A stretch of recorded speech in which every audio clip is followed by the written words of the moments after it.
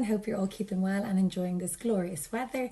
For today's Tuesday topic, I just thought we could go through how to manage any pains that we may be getting with our wisdom teeth coming up. Igitus figitus summa kazee. I want your attention, everything. So the reason that some people experience some pain with their wisdom teeth is just because food and bacteria get packed or clogged underneath that flap of gum, which is just resting on top of that tooth as it's coming up into the mouth. This then causes a buildup of pressure and pain in the mouth, which results in you having some problems with your wisdom teeth. So the first thing that I always recommend is to just make sure that you're getting that toothbrush right back to your back teeth and that your oral hygiene is absolutely impeccable to make sure that there is no food packing at the back by that tooth. Hello?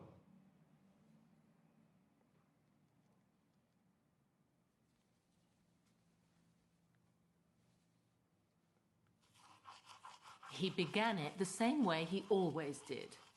So the second thing I always recommend is to just gargle salt rinses. So boil up the kettle, put in as much salt as possible and let it cool down to an appropriate temperature and then gargle the salt rinse.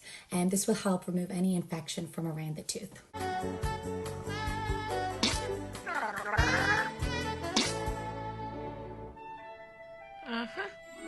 And then finally, over-the-counter pain medications such as paracetamol, Nurofen, ibuprofen, they can all help with the management of the pain, but just make sure that it's appropriate to suit your medical history.